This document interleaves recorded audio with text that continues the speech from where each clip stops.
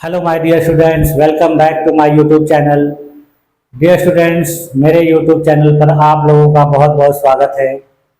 आज की क्लास में मैं आप लोगों को हड़प्पा सभ्यता के प्रमुख स्थलों के बारे में बताऊंगा कि इन स्थलों की क्या प्रमुख विशेषताएं हैं। ठीक है, कल की क्लास में हम लोगों ने देखा कि हड़प्पा सभ्यता का विस्तार कहाँ कहाँ हुआ था, कितने क्षेत्र में विकसित थी, हड़प्पा सभ्यता के प्रमुख स्थलों की खोज किसके द्वारा की गई थी। उसके बाद हड़प्पा सभ्यता के किन किन प्रमुख स्थलों को महत्वपूर्ण नगर की संख्या दी गई है। जैसा कि आपने देखा कि 7 स्थलों को महत्वपूर्ण नगर की संख्या दी गई है।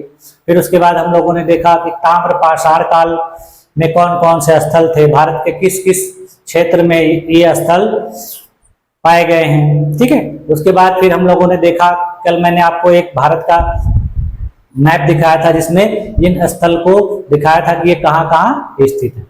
तो आज की क्लास में हम लोग उसके आगे की चीजें देखते हैं और फिर उसके बाद हम लोग इससे संबंधित कुछ इमेज भी देखेंगे कि उस काल के लोग किस प्रकार की वस्तुओं का उपयोग करते थे, उनके घरों के आकार कैसे होते थे, उनके घर कैसे होते थे। सारी चीजें आज की क्लास में हम लोग देखेंगे। तो चलिए आइए देखते हैं कि आज की क्लास में कि हड़प्पा सभ्यता के प्रमुख स्थलों के बारे में। ठीक है,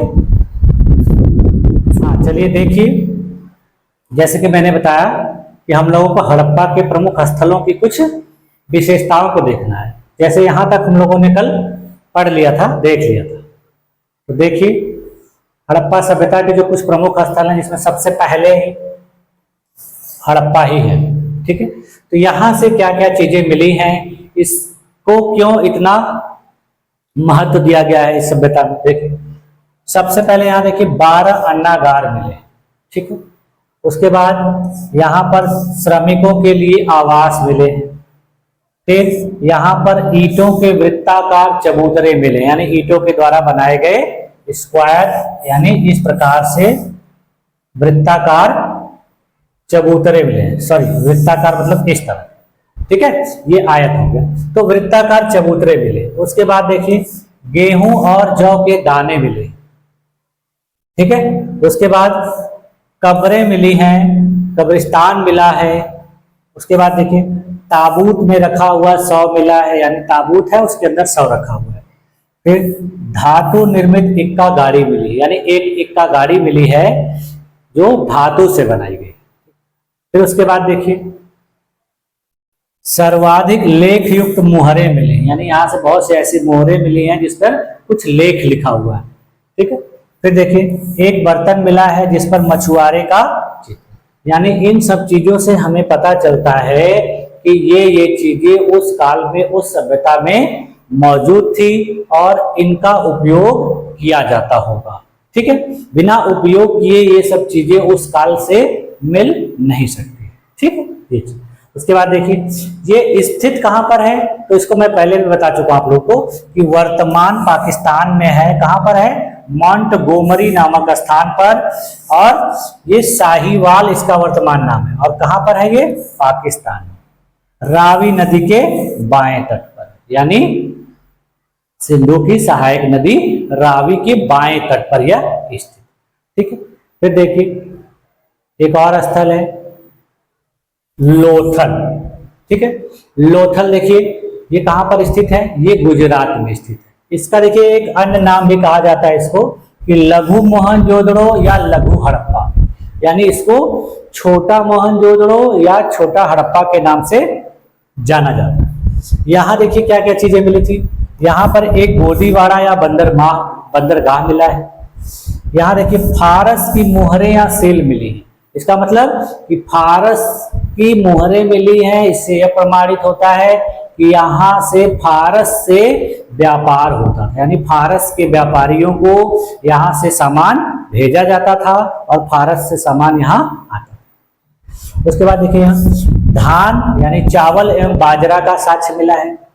घोड़े की लघु मृण मूर्ति मिली, यानी घोड़े की मिट्टी की छोटी सी मूर्ति मिली है, जिससे यह प्रमाणित होता है कि उस काल में वहां के लोगों को घोड़े के बारे में पता था और घोड़ा उस समय पाया जाता।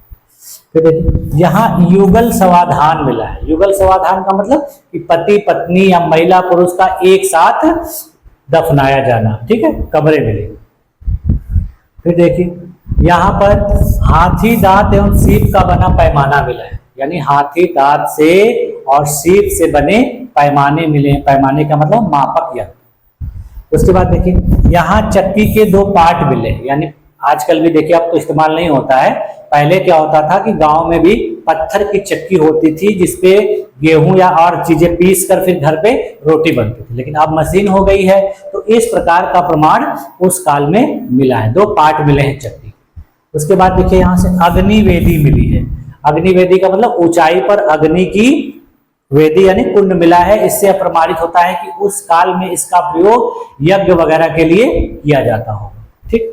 उसके बाद देखिए मनके बनाने का कारखाना मिला है, यानी यहाँ पर मनके बनाए जाते थे। मनके जैसे देखिए जो माला हार बनता है उसमें जो छोटे छोटे गुड़िया टाइप के होते हैं, तो उस तरह का यहाँ पर प्रमाण मिला है। और कहा जाता है कि इनका प्रयोग माला बनाने के लिए किया जाता होगा, यानी इस काल के लोग माला का उपयोग आभूषण के रूप में करते, ठीक है। उसके बाद देखिए यहाँ पर मम्मी के मॉडल मिले। मम्मी का मतलब होता है जैसे मिस्र में वहां पर महत्वपूर्ण लोगों की जब मृत्यु हो जाती है तो उनको जमीन में दफना के कब्र में रख के और उसके ऊपर यह शंकुनुमा एक आकृति बना दी जाती है, तो इसी को कहा जाता है मम्मी, ठीक।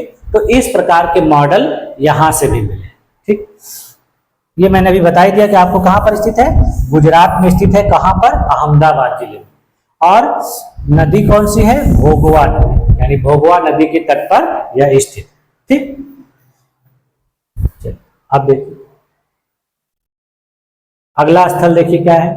अगला स्थल है मोहनजोदड़ो, ठीक है।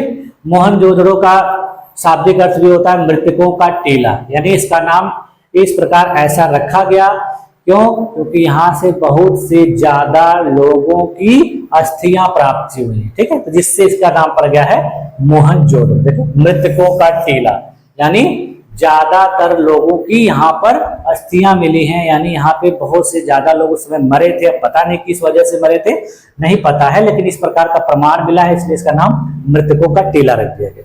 फिर देखिए इसका एक और अन्य नाम है, वो क्या है, सिंध का बाग, ठीक है। अब यहाँ से देखिए यहाँ से क्या क्या मिले। यहाँ से देखिए एक बृहद स्नानागार मिला है, एक विशाल अन्नागार मिला है। अन्नागार हड़प्पा से भी मिला था, लेकिन वो आकार में उतने बड़े बड़े नहीं थे जितने बड़े मोहनजोदड़ो से मिले, ठीक। उसी प्रकार देखिए यहाँ पर 3 बंदरों की आकृति वाला एक मनका मिला है, यानी एक ऐसा मनका मिला है जिसमें 3 बंदर बने हुए हैं। फिर देखिए यहाँ से नर्तकी की कांस्य मूर्ति मिली है, यानी एक नर्तकी की मूर्ति मिली है जो कांसे से बनी हुई। फिर यहाँ देखिए एक पुजारी या योगी की मूर्ति मिली है, यानी एक योगी की मूर्ति मिली है जिसको कुछ लोग कहते हैं कि वो सन्यासी है, कुछ लोग कहते हैं कि पुजारी है, ठीक है, कुछ लोग कहते हैं कोई देवता है। फिर देखिए यहाँ पशुपति शिव की मुहर मिली है और उस पर कुछ अंकन किया गया है, यानी उस पर कुछ चीजें लिखी गई हैं वो। उसके बाद देखिए एक मुहर मिली है जिसपे नाव का चित्र है, जैसे देखिए मैंने आपको फोटो में उस दिन दिखाया था कि एक मुहर मिली है, उस पर नाव का चित्र बनाया गया है। उसके बाद देखिए सीप निर्मित पैमाना मिला है, यानी सीप का मतलब होता है जो मैंने उस दिन बताया था कि पानी में मिलता है प्राकृतिक रूप से, ठीक है, चूने पत्थर का होता है, तो उसका वो मिला, उससे नापने की चीजें बनाई। उसके बाद देखिए सूती कपड़े का साक्ष्य मिला है, यानी यहाँ से सूती कपड़े का साक्ष्य मिला है। इसका मतलब क्या है, यहाँ पर उस समय कपास की खेती की जाती होगी, ठीक है। फिर हाथी का कपाल खंड मिला है, यानी हाथी के सिर का टुकड़ा मिला है। तो ये सारी चीजें क्या प्रमाणित कर रही हैं कि इस काल के लोगों को इन चीजों की जानकारी थी और वहां पर बहुत ज्यादा अन्न का उत्पादन होता था जिसको भंडार करके रखा जाता था, उसके लिए अन्नागार बनाया गया था। और वहां पर बृहद स्नानागार था, यानी लोगों को नहाने के लिए स्नाना जलगार यानी जलकुंड बनाया गया था। और देखा गया है कि वहां पे जो जलकुंड बना था वो पक्की ईंटों के द्वारा बनाया गया था, उस पे सीढ़ियां बनी थी, ठीक। फिर उसके बाद ऊपर बाहर में कई कमरे बने थे, फिर उसके बाद कमरों में सीढ़ियां बनी हुई थी, सीढ़ियों से छत पर जाने का साक्ष्य मिला है। तो ये सारी चीजें बताती हैं कि उस काल के लोग बहुत विकसित थे, उनके पास घर बनाने की तकनीक पता थी, पक्के ईंटों का प्रयोग करने की तकनीक पता थी, उसके अलावा ये सब चीजों के नर्तकी की कांस्य मूर्ति का मतलब है कि उस समय जो लोग मनोरंजन के लिए नाच गाने का प्रयोग करते थे, ठीक है। उसके बाद देखिए कुछ लोग जो होते थे साधु महात्मा भी होते थे, पूजा पाठ भी करते थे, जिसकी वजह से इस प्रकार की चीजें मिली है। फिर उस काल में बंदर भी पाए जाते होंगे, जिसके वजह से बंदरों का मनका मिला है, ठीक है। पशुपति शिव की मुहर मिली, यानी एक पुरुष की मूर्ति मिली है जिसके अगल बगल भगवान शिव से संबंधित पशुओं को दिखाया गया है, बनाया गया है, ठीक है। उसके बाद देखिए मोहर पर नाव का चित्र मिला है, जो मैंने उस दिन आप लोगों को दिखाया था कि उससे पता चलता है कि उस काल के लोगों के द्वारा नाव का उपयोग किया जाता था, किसके लिए, एक स्थान से दूसरे स्थान पर जाने के लिए और व्यापार करने के लिए, ठीक है। उसी प्रकार सूती कपड़ा मिला है, इससे प्रमाणित होता है कि यहाँ पे कपास की खेती की जाती होगी, तभी इन लोगों ने सूती कपड़े का, हाथी का कपाल खंड, इसका मतलब वहां हाथी पाया जाता। यह स्थल देखिए वर्तमान में कहां पर है, लरकाना जिला में है, सिंध प्रांत के पाकिस्तान, ठीक है। यह कहां पर स्थित है, सिंधु नदी के बाएं, यानी यह सिंध प्रांत में वर्तमान में है, ठीक। अगला देखिए, अगला है कालीबंगा। कालीबंगा का अर्थ होता है काले रंग की चूड़ियां। यह स्थल देखिए राजस्थान में खोजा गया था, ढूंढा गया था। यहां से क्या क्या चीजें मिली हैं, इसकी क्या विशेषता है, देखिए यहां से हल से जुता हुआ खेत मिला है, ठीक है। यानी यह प्रमाण करता है कि वहां के लोगों को खेती करने का ज्ञान था और वो खेत को जोतते किससे थे, हलों के द्वारा जोतते, ठीक। फिर देखिए यहाँ भी अग्नि वेदियां या हवन कुंड मिले हैं। इसका मतलब क्या है कि यहाँ के लोगों के द्वारा यज्ञ करवाए जाते थे, हवन करवाए जाते थे, और ऊंचाई पर, वेदी का मतलब है कि ऊंचाई पे बनाए गए। फिर देखिए यहाँ काले रंग की मिट्टी की तथा कांच की चूड़ियां मिली, यानी यहाँ पर काले रंग की चूड़ियां मिली हैं जो कुछ मिट्टी की भी बनी हुई हैं और कुछ कांच की बनी हुई। इसका मतलब यह है कि जो जो निम्न वर्ग के लोग रहा करते होंगे या जो गरीब वर्ग हो वो मिट्टी की इस्तेमाल करते होंगे चूड़ियां, जो अमीर वर्ग के लोग होंगे वो कांच की चूड़ियां। या फिर ऐसा भी होता है कि मिट्टी की चूड़ियां सामान्य हर समय पहनी जाती होंगी और कांच की चूड़ियां कुछ विशेष प्रयोजनों पर पहनी जाती होंगी, ये भी हो सकता है। फिर देखिए यहाँ पर लकड़ी की नालियां मिली, यानी यहाँ घरों के अगल बगल नालियां बनाई गई हैं और किस चीज से बनाई गई हैं, लकड़ी।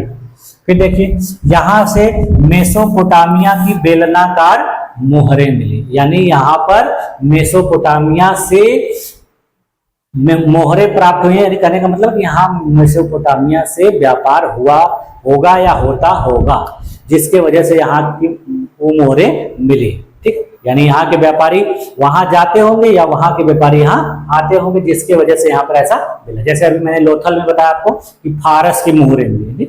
तो मेसोपोटामिया वर्तमान में कौन सा क्षेत्र है, जो अपना इराक वाला क्षेत्र है, ठीक है, और फारस ईरान वाला क्षेत्र है। तो यहाँ के लोगों के द्वारा यहाँ व्यापार किया जाता है। फिर उसके बाद देखिए यहाँ कपड़े में लिपटा उस्तरा मिला है, ठीक है, यानी कपड़े में लपेट कर रखा गया उस्तरा मिला। उस्तरा का मतलब इस्तेमाल होता है, देखिए जैसे जो आजकल के नाई लोग हैं दाढ़ी वगैरह बनाते हैं तो वो जिससे बनाते हैं वो उस्तरा होता है। तो यानी ये इससे अंदाजा लगाया जाता है कि इस काल के लोगों के द्वारा उस्तरा का प्रयोग किया जाता होगा, ठीक।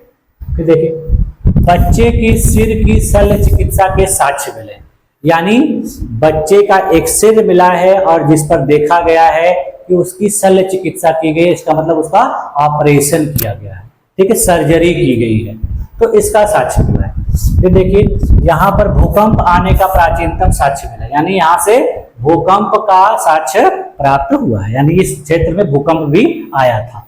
फिर देखिए यहाँ पर एक साथ दो फसलें बोए जाने का साक्ष्य मिला, इसका मतलब यहाँ के लोगों के द्वारा, यहाँ के किसानों के द्वारा एक साथ दो फसलें बोई जाती होंगी। फिर देखिए यहाँ पर मिट्टी के शंख मिले हैं, ठीक है, इसका मतलब है कि वहां के लोगों के द्वारा पूजा पाठ कराया जाता था और शंख का प्रयोग किया जाता था। फिर यहाँ देखिए तंदूरी चूल्हों के साक्ष्य मिले, जैसे देखिए जो तंदूरी चूल्हे का मतलब जो बड़े बड़े चूल्हे होते हैं, आजकल देखेंगे आप लोग ढाबा में प्रयोग होता है, जो उसमें तंदूरी रोटी बनाई जाती है, तो उस तरह के चूल्हे भी मिले। इसका मतलब क्या है कि ये सारी चीजें यहाँ उपयोग की जाती हैं। और यह वर्तमान में देखिए क्या है, कहां पर है, हनुमानगढ़ जिला राजस्थान, ठीक। ये था अभी हम लोगों ने किसके किसके बारे में देखा, हड़प्पा, लोथल, मोहनजोदड़ो, कालीबंगा। अब देखिए और कुछ प्रमुख स्थल है। देखिए अगला देखिए क्या है, चन्हूदड़ो। ठीक है, यहां से देखिए क्या क्या मिला है, यहाँ से मनका बनाने का कारखाना मिला है, यानी जो छोटे छोटे गुड़िया मनका होते हैं जिससे माला बनती है उसका कारखाना मिला है। फिर यहाँ से देखिए सौंदर्य प्रसाधन सामग्री मिली, यानी कॉस्मेटिक्स से संबंधित वस्तुएं मिले हैं और उसमें लिपस्टिक मिली, यानी उस काल की महिलाओं के द्वारा भी सौंदर्य प्रसाधन की वस्तुएं इस्तेमाल की जाती होंगी, इसका यह प्रमाण है। फिर देखिए वहां से वक्राकार ईंटें मिली है, ठीक है, यानी इस प्रकार से बनी हुई ईंटें मिली। फिर देखिए यहाँ पर बिल्ली का पीछा करते हुए कुत्ते का पद चिन्ह मिला है, यानी पैरों के निशान मिले हैं बिल्ली के पीछा करते हुए कुत्ते का, यानी इससे पता चलता है कि उस काल में बिल्ली और कुत्ते भी हुआ करते थे। फिर देखिए अलंकृत हाथी मिला, यानी एक हाथी का साक्ष्य मिला है और वो कैसा है, अलंकृत किया गया, यानी मूर्ति के रूप में मिला है जिसको खूब सजाया गया है। फिर देखिए एकमात्र नगर जहां दुर्ग का अभाव था, यानी हड़प्पा सभ्यता से संबंधित यह एकमात्र नगर था जहां पे किसी भी प्रकार का कोई दुर्ग नहीं बना था। और यहाँ भी देखिए कंघा और उस्तरा मिला है, यानी कंघी मिली है और उस्तरा मिला है, इसका मतलब क्या प्रमाणित होता है कि इस काल के लोगों के द्वारा कंघे का प्रयोग बाल झाड़ने के लिए किया जाता होगा, और उस्तरे से हमको लगता है कि इस काल के लोगों के द्वारा भी दाढ़ी वगैरह बनाई जाती होगी, तो जिसकी वजह से वहां उस्तरा का उपयोग किया जाता है। इसकी स्थिति देखिए, यह भी कहां पर है, वर्तमान सिंध प्रांत में है, पाकिस्तान। ठीक है, देखिए ये क्या है, बनावली है। बनावली कहां पर स्थित है, वर्तमान हरियाणा में। यहां से देखिए क्या क्या मिला है, यहां से नगर को तारांकित विभाजित करती सड़कें, यानी यहाँ पे जो नगर मिले हैं उन नगरों को तारा के रूप में, स्टार के रूप में विभाजित करते हुए सड़कें बनाई गई, यानी घर बनाए गए हैं और उसके बीच में व्यवस्थित रूप से क्या बनाई गई है, ऐसे कहने का मतलब है कि तारांकित रूप से सड़कें बनाई गई। ठीक है,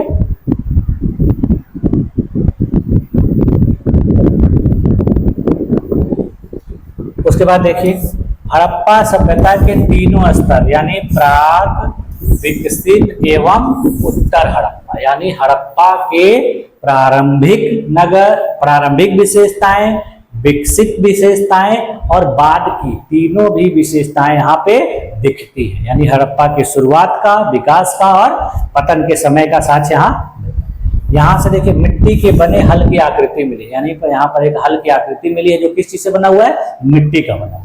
फिर देखिए यहाँ पर एक लघु नारी मृण मूर्ति मिली, यानी एक छोटी सी महिला की मिट्टी की मूर्ति मिली।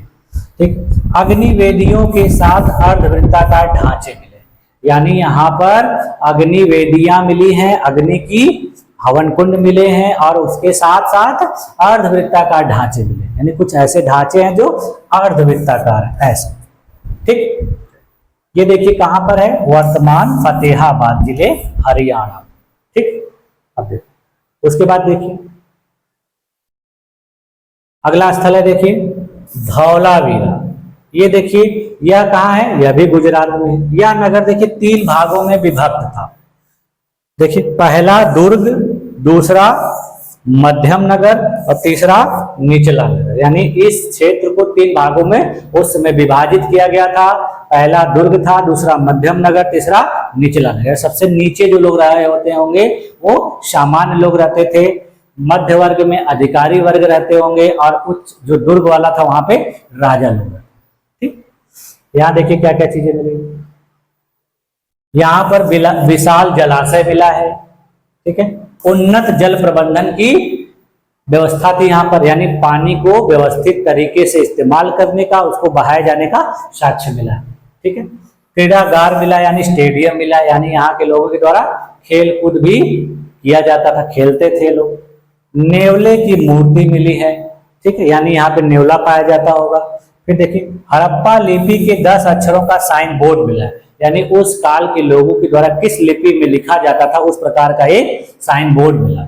ठीक, उसके बाद देखिए पॉलिशदार श्वेत पाषाण खंड मिला है, यानी पत्थर का छोटा सा टुकड़ा मिला है सफेद कलर का, जिसपे क्या की गई है, पॉलिश की गई। तो ये सारी चीजें कहां से मिली है आपको, देखिए भचाऊ तालुका कच्छ जिला गुजरात, यानी धौलावीरा से ये सारी चीजें आपको मिली। ठीक, फिर देखिए अगला स्थल है रोपड़। इसका देखिए इस समय का वर्तमान नाम क्या है, रूपनगर। यह है कहां पे, पंजाब।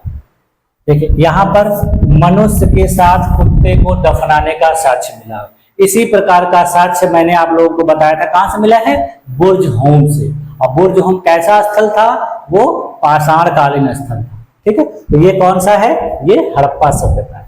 फिर देखिए चट के बटखरे मिले हैं, कुल्हाड़ी मिली, यानी चट के बने हुए बटखरे मिले, यानी किसी चीज को तौलने का बटखरा होता है, वजन करने वाला, वो मिला। और यहाँ से कुल्हाड़ी मिली।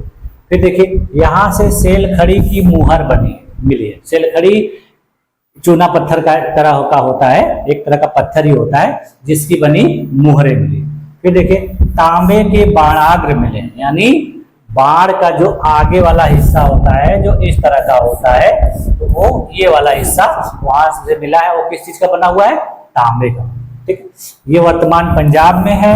कहां पर है, सतलज नदी के बाएं तट पर। ठीक है, और कहा जाता है कि स्वतंत्रता प्राप्ति के पश्चात सर्वप्रथम इसी को खोजा गया था, यानी उसके पहले के स्थलों को तो अंग्रेजों के द्वारा खोजा गया था, और कुछ स्थलों को और भी बाद में खोजा गया, लेकिन आजादी के बाद सबसे पहली बार खोजा गया स्थल यही है, और ये एग्जाम में आया हुआ है। ठीक, ये प्रश्न पूछा गया।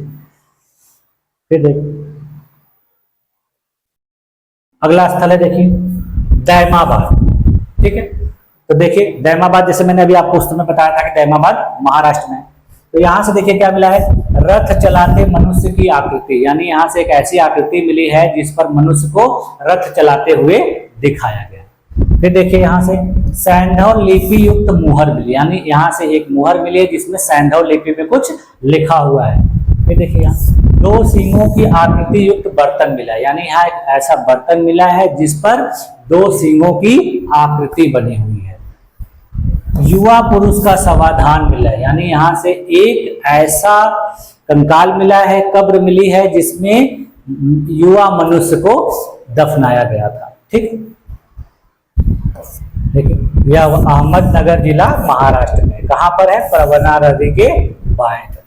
और इसको मैंने आप लोगों को कल की क्लास में बताया ही था कि यह हड़प्पा सभ्यता का सबसे दक्षिणतम स्थल है, यानी उत्तर में मांडा, ठीक है, और पूरब में आलमगीरपुर, और पश्चिम में सुतका गेंडोर। इसको याद रखिएगा क्योंकि एग्जाम में कई बार पूछा गया है। ठीक, उसके बाद देखिए अगला स्थल है सुरकोटड़ा। तो ये बहुत प्रसिद्ध है, इससे बहुत बार क्वेश्चन पूछा गया है। क्या इससे पूछा जाता है बार बार कि घोड़े का साज, यानी यहाँ से घोड़े की हड्डियां मिली हैं, इसका मतलब कि इस क्षेत्र में घोड़े पाए जाते थे। फिर देखिए शिला से ढकी कब्र मिली, यानी एक ऐसी कब्र मिली है जिसको पत्थर की शिला से, चट्टान से ढका गया।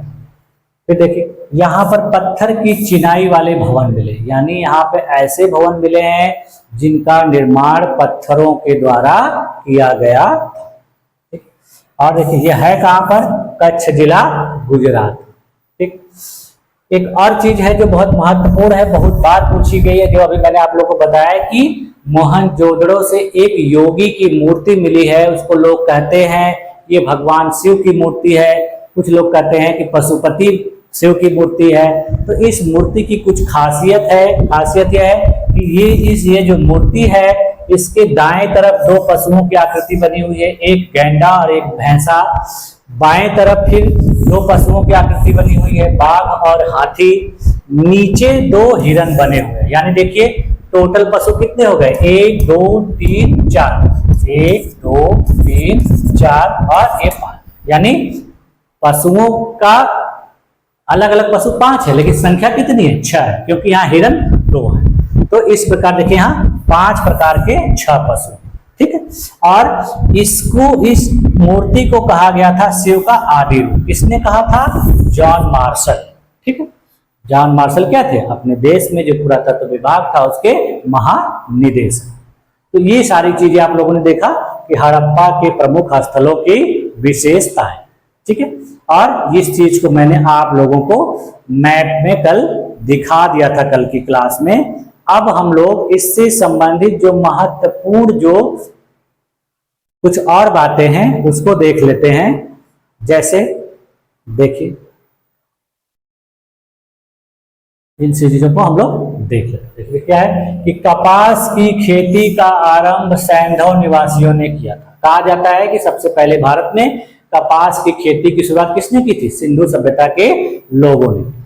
फिर उसके बाद देखिए, हड़प्पा सभ्यता में क्रय विक्रय वस्तु विनिमय द्वारा किया जाता था, यानी इस काल के लोगों के द्वारा वस्तुएं जो खरीदी बेची जाती थी वो वस्तु विनिमय के माध्यम से, जिसको कहा जाता है कि एक वस्तु देना उसके बदले में दूसरी वस्तु लेना। यानी यदि कोई किसान हुआ होता होगा वो अपना अनाज देता होगा और कोई दूसरा व्यवसायी होगा जैसे कुम्हार, नाई, तो वो लोग उसका क्या करते होंगे, उसको मिट्टी के बर्तन बना के देते होंगे। नाई उनका घर का हजामत या बाल बनाने का काम करता है। इस तरह से मतलब अपना एक सामान देंगे और एक सामान लेंगे, जिसको अंग्रेजी में कहा जाता है बार्टर सिस्टम। ठीक है, क्या कहा जाता है, बार्टर सिस्टम।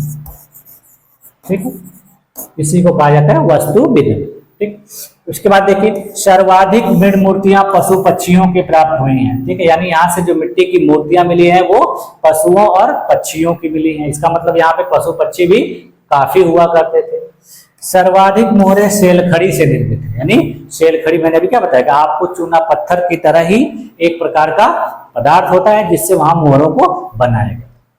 मुहरों पर सर्वाधिक अंकन एक श्रृंगी पशु का है तथा उसके बाद कोबर वाले बैल, यानी यहाँ से जो मुहरें मिली हैं उन सब पे अंकन किसका है, एक सींग वाले पशु का और कोबर वाले बैल का। ठीक है, इससे पता चलता है कि उस काल के लोगों के द्वारा भगवान शिव से संबंधित पूजा पाठ किया जाता था, इसीलिए उनसे जो पशु संबंधित है उनका आकृति मिला है। फिर देखिए, इस काल का प्रमुख खेल क्या था, पासा था। यानी इस काल के लोगों के द्वारा मनोरंजन के लिए कौन सा खेल खेला जाता था, पासा खेला जाता था। उसके बाद मैंने कहा था कि नृत्य संगीत भी पसंद करते थे क्योंकि वहां से नर्तकी की मूर्ति मिली। सैंधव निवासियों को लोहे का ज्ञान नहीं था। ठीक है, ये क्वेश्चन पूछा गया एग्जाम में कि सिंधु सभ्यता के लोगों को लोहे का ज्ञान था, तो आपको गलत रहता है, उसको सिलेक्ट करना रहता है। लेकिन सोना, चांदी, तांबा और कांसा की जानकारी थी, यानी उनको लोहे के अलावा और ये धातुएं थी इनकी जानकारी थी, लेकिन लोहे की अभी तक जानकारी नहीं। इसका कारण यही है कि इस सभ्यता का विकास जिस क्षेत्र में हुआ है उस क्षेत्र में लोहा प्राकृतिक रूप से भी नहीं मात्र के बराबर पाया, यानी अर्थात नहीं पाया। ठीक है, इसलिए इनको जानकारी नहीं। ठीक, फिर देखिए, हड़प्पा सभ्यता से शेर का अवशेष नहीं मिला है, यानी यहाँ से शेर का भी अवशेष नहीं मिला है, यानी इस काल में शेर नहीं पाए जाते होंगे। फिर देखिए, हड़प्पा सभ्यता से घोड़े और गाय का चित्र नहीं मिला है, यानी हड़प्पा सभ्यता से घोड़े और गाय का चित्र नहीं। ठीक, उसके बाद देखिए और कुछ महत्वपूर्ण कुछ और छोटे छोटे स्थल हैं, वहां से देखिए क्या मिला। जैसे सनौली से क्या मिला है, 126 समाधान मिले, यानी 126 लोगों की दफनाए जाने के प्रमाण मिले हैं। फिर देखिए, बालाकोट है, वहां से सीप निर्मित चूड़ियों के टुकड़े मिले हैं। ठीक है, यानी सीप निर्मित चूड़ियां बनाई गई हैं, कहां पर, बालाकोट। फिर देखिए, मांडा से क्या मिला है, कांस से निर्मित पेचदार पिन, कांसे से बनी हुई पेचदार पिन मिली है। ठीक, फिर देखिए, नौसारों से क्या मिला है, स्त्रियों की मांग में सिंदूर, यानी इससे प्रमाणित होता है यहाँ की स्त्रियां अपने मांग में सिंदूर का उपयोग करती। फिर देखिए, स्त्री के गर्भ से निकलता पौधा, यानी इसकी भी आकृति मिली है जो यह दर्शाता है कि पृथ्वी के गर्भ से पौधे का जन्म हो रहा है। ठीक है, इसके बाद देखिए, रंगपुर धान की भूसी, इसका कुछ इतिहासकार कहते हैं यह धरती माता या धरती माँ को दिखाता है कि जो सभी जीव जंतुओं या सभी पेड़ पौधों को जन्म देने वाली। रंगपुर से धान की भूसी मिली है, इसका मतलब यहाँ के लोगों के द्वारा धान का उत्पादन किया जाता होगा और ये लोग इस्तेमाल करते हैं। उसी प्रकार देखिए एक स्थल है हुलास, यहाँ से सैंधव लिपि युक्त एक ठप्पा मिला है, यानी सैंधव लिपि का प्रयोग जो किया जाता था उससे संबंधित एक ठप्पा मिला है। इसका मतलब क्या है कि इससे संबंधित मुहर बनाई जाती होगी जिसको किसी कागज पर किसी वस्तु पर छापा जाता हो। ठीक, देखिए और देखिए अब कुछ और भी खासियतें देखिए कि प्राप्त हड़प्पा से देखिए क्या है 3 प्रस्तर मूर्तियां मिली हैं और मोहनजोदड़ो से 12 मिली, यानी प्रस्तर मूर्तियां हड़प्पा से 3 मिली हैं, मोहनजोदड़ो से 12, यानी पत्थर की मूर्तियां मोहनजोदड़ो से 12, हड़प्पा से 3। फिर उसके बाद देखिए मृद मूर्ति मिली है जिसको चिकोटी विधि द्वारा निर्मित किया गया है, यानी मिट्टी की मूर्तियां मिली हैं जिसको हाथ से दबा दबा कर बनाया गया है। और कुछ मूर्तियां धातु की मिली हैं जिसको मधुच्छिष्ट विधि द्वारा बनाया गया है। मधुच्छिष्ट विधि एक ऐसी विधि होती है जिसमें सबसे पहले मिट्टी के सांचे बना लिए जाते हैं और फिर उस सांचे में धातु को पिघलाकर डाल दिया जाता है। जब धातु सूख जाती है तो उस मिट्टी के सांचे को तोड़ दिया जाता है और वो फिर उस मूर्ति को प्राप्त कर लिया जाता है। ये मधुच्छिष्ट विधि द्वारा, तो मधुच्छिष्ट विधि द्वारा धातु की मूर्ति बनाई जाती है। ठीक है, उसके बाद देखिए इस काल के जो मनके हैं वो कैसे मिले हैं, बेलनाकार मिले हैं। ठीक है, इस काल में जो उद्योगों का साक्ष्य मिला वो कहां से मिला है, चंदूड़ों और लोथल में। किस चीज का उद्योग था, मैंने अभी आप लोगों को ऊपर बताया कि मनका बनाने का। ठीक है, फिर देखिए इस यहाँ जो माप तौल की जाती थी, यानी चीजों को मापा जाता था किसके, 16 के गुणों में। ठीक है, जैसे पहले अपने देश में प्राचीन काल में देखिए सवैया पसेरी ये सब होता है ना, उसी प्रकार वो लोग 16 के गुणक में मापते थे। फिर देखिए अधिकांश बाट जो होते थे घनाकार होते थे, यानी घन के आकार के बाटों का उपयोग इस काल के लोगों के द्वारा किया जाता। ठीक, फिर देखिए मुहरे कैसे थी, अधिकांशतः वर्गाकार या आयताकार। ठीक है, मनके अधिकांश बेलनाकार और मुहरे वर्गाकार या आयताकार। लोथल से देखिए देसलपुर नामक स्थान पर तांबे की मुहर मिली। ठीक है, फिर यहाँ के जो मिट्टी के बर्तन होते थे वो गुलाबी एवं लाल रंग के होते थे। फिर इन बर्तनों पर काली रेखाओं से चित्रकारी की गई थी, यानी काली काली रेखाएं खींची गई थी। ठीक है, उसके बाद देखिए इस काल की जो लिपि थी वो कैसे लिखी गई थी, दाईं से बाईं ओर लिखी गई थी, यानी दाहिने से बाएं, यानी वर्तमान काल में जैसे इस्लाम धर्म के लोग लिखते हैं तो उसी प्रकार से इस काल के लोगों के द्वारा भी लिखी जाती। यहाँ के चित्र कैसे थे, भाव चित्रात्मक। ठीक है, और यहाँ से 400 से 500 संकेत चिन्ह प्राप्त हुए, यानी यहाँ के लोगों ने कुछ संकेतों के माध्यम से लिखा है और उसके प्रमाण कितने मिले, 400 से 500। ठीक है, तो ये सारी चीजें हम लोगों ने किसके बारे में देखी, हड़प्पा सभ्यता के बारे में। आप देख लेते हैं कि इतिहासकारों के द्वारा हड़प्पा के पतन से संबंधित कुछ महत्वपूर्ण कथन है जिसमें मतभेद है और इन्हीं को कभी कभी एग्जाम में पूछा जाता है कि इनके अनुसार हड़प्पा सभ्यता का पतन कैसे हुआ था। तो देखिए पतन का कारण और संबंधित प्रमुख विद्वान, यानी किन लोगों ने क्या क्या कारण बताए। देखिए सबसे पहले देखिए कहा जाता है कि वाह आक्रमण के द्वारा हड़प्पा सभ्यता का पतन हो गया, और इसको कहने वाले कौन से लोग हैं, अंग्रेज विद्वान, जैसे Gordon Childe, Mortimer Wheeler, Ernest Mackay और स्टुअर्ट बिगट। यानी ये लोग कहते हैं कि बाहरी लोग आए और आक्रमण किए यहाँ, और यहाँ के लोगों को मार के फिर अपने सभ्यता को स्थापित। फिर देखिए कुछ दूसरे लोग हैं वो कहते हैं कि यहाँ की जो सभ्यता थी उसका पतन बाढ़ की वजह से हुआ।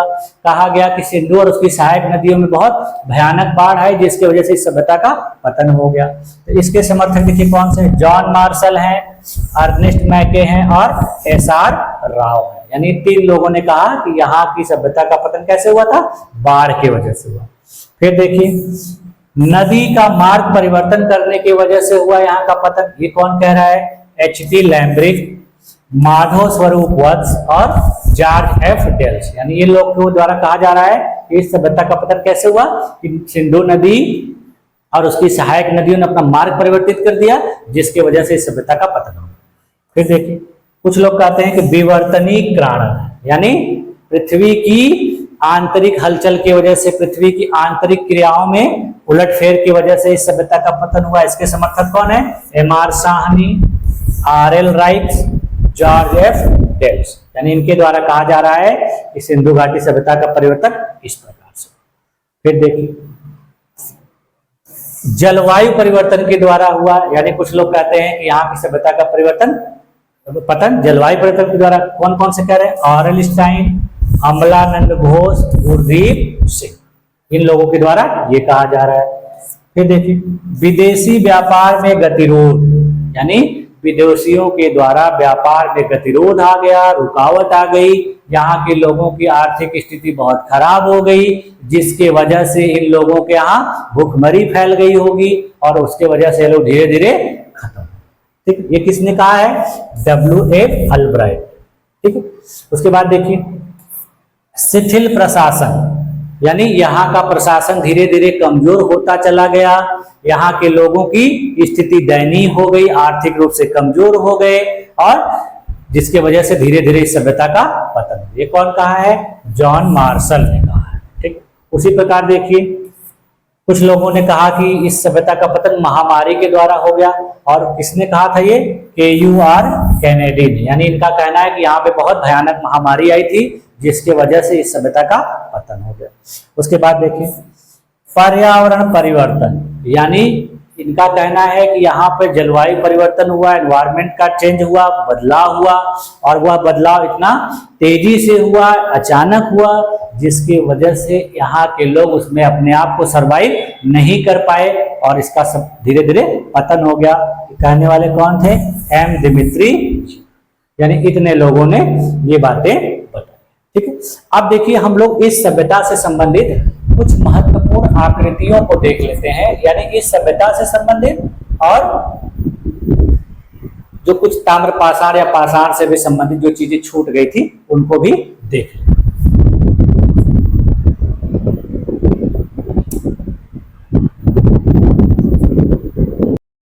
हाँ देखिए, जैसे कि आप लोगों को मैंने बताया था कि पाषाण काल में पूरा पाषाण काल, मध्य पाषाण काल, नव पाषाण काल, उस काल के लोगों के द्वारा पत्थरों का उपयोग किया जाता था। तो मैंने आप लोग को बताया था कि प्रारंभ में पत्थर के जो वस्तुएं थी या पत्थर के जो औजार थे, जो उपकरण थे, बहुत बड़े बड़े हुआ करते थे, बेडौल हुआ करते थे, मतलब सुंदर नहीं होते थे, देखने में टेढ़े मेढ़े होते थे। तो देखिए कितने बड़े बड़े हैं, टेढ़े मेढ़े हैं, साफ सुथरे। फिर बाद में देखिए इनकी आकार को देखिए क्या किया है, छोटा कर दिया गया है और इनको थोड़ा सा साफ सुथरा बनाया गया है। ठीक है, ये देखिए।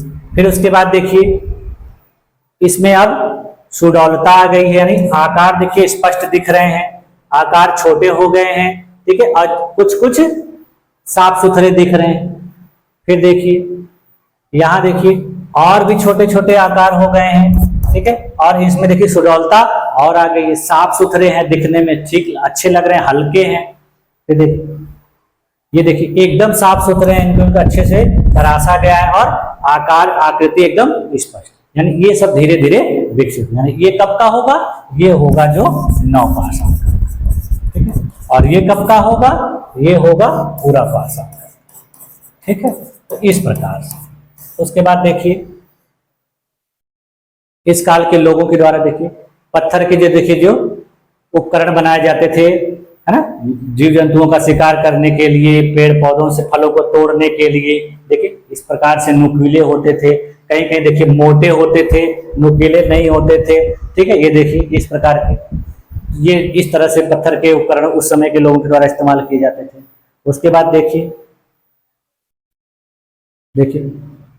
पत्थर का उपयोग देखिए मनुष्य कर रहा है कहाँ पर? पेड़ पौधों के नीचे खुदाई करने के लिए। ये पत्थर देखिए कितने नुकीले हैं। उसी प्रकार से देखिए पत्थर की मैंने खुरचनी बताया था, देखिए पशु पक्षियों के जो पशुओं के जो खाल होते थे उसका वस्त्र के रूप में उपयोग करने के लिए, देखिए उसको सिलने के लिए, तो इससे उसको चमड़ों को, उनके खाल को वो जोड़ता था और उसका उपयोग अपने वस्त्र के रूप में करता था या किसी और काम के लिए करता था।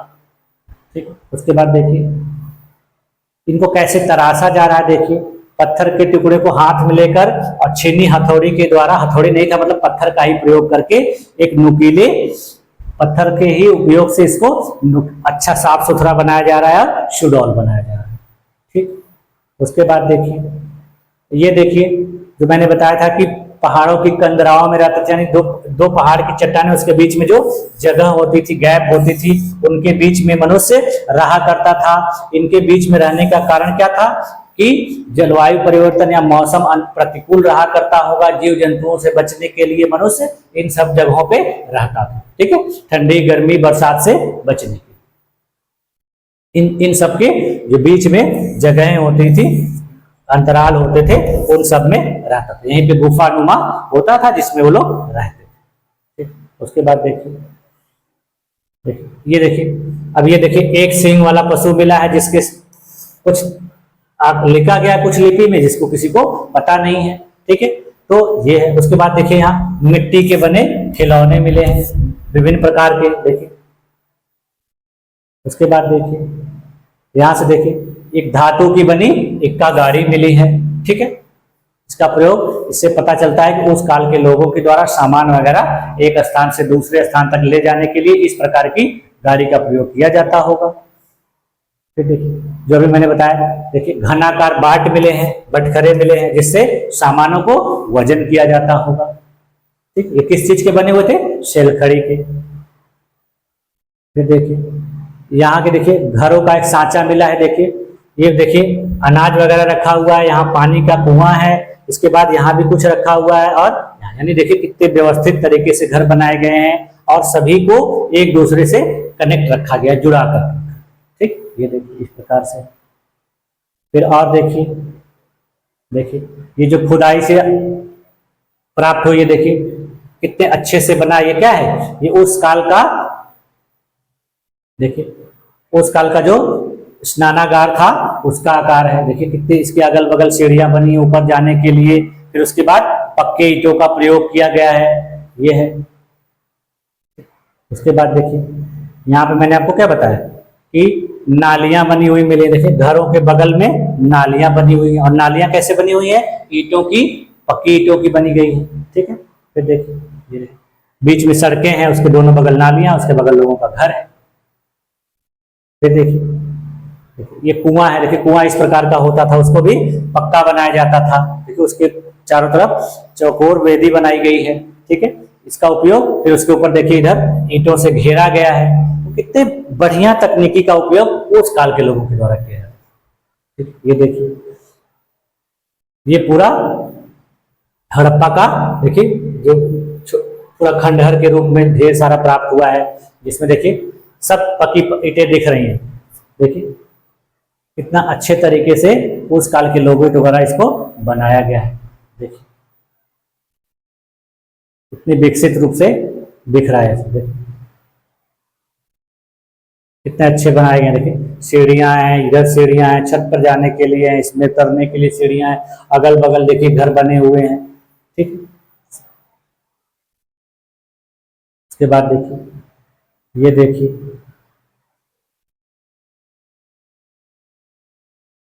ठीक है, देखिए घरों के बगल से सड़कें हैं। ठीक है, इधर से सड़क है, इधर से सड़क है, यानी सभी सड़कों का एक साथ जुड़ाव है। ठीक, कॉलोनी के रूप में, जैसे आजकल शहरों में भी कॉलोनियां बनी हुई होती हैं, उस प्रकार से उस काल के लोगों के द्वारा भी बनाई गई।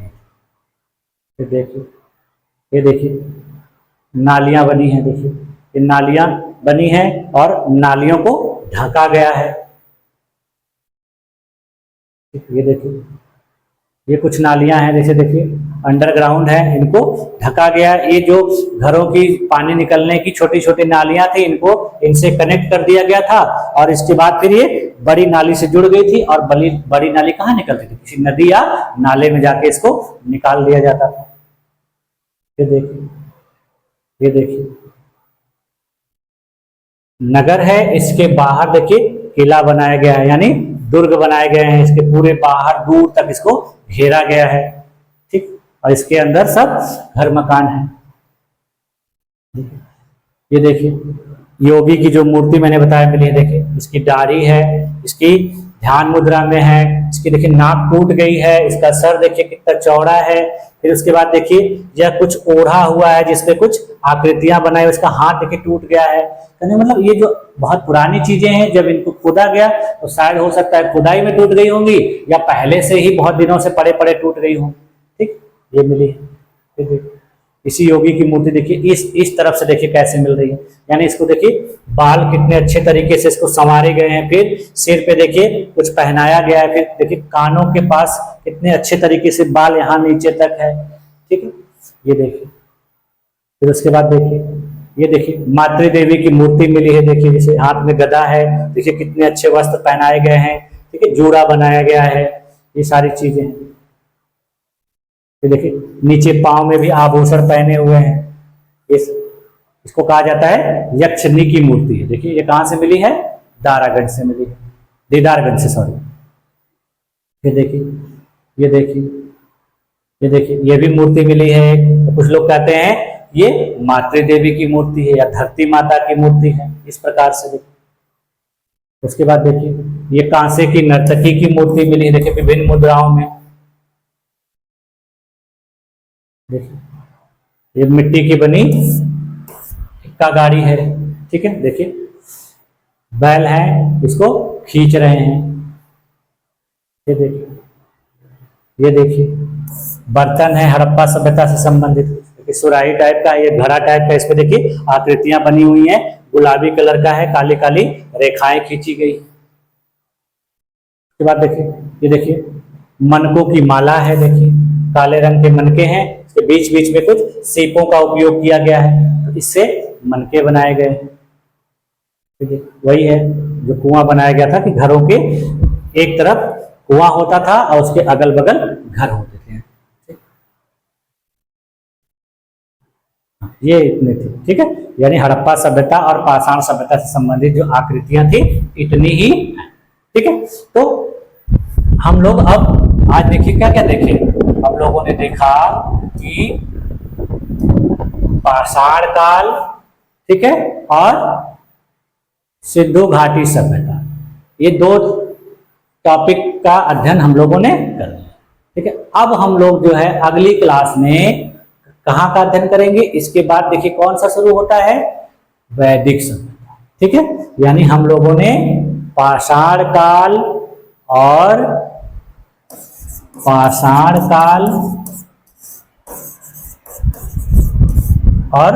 सिंधु सभ्यता, इन दोनों का अध्ययन कर लिया। ठीक है, यानी इनसे संबंधित महत्वपूर्ण बातों का अध्ययन हम लोगों ने कर लिया। अब इसके बाद हम लोग किसका अध्ययन करेंगे, वैदिक सभ्यता। ठीक है, चलिए आज की क्लास में बस इतना है। अब अगली क्लास में हम लोग क्या पढ़ेंगे, वैदिक काल या वैदिक सभ्यता।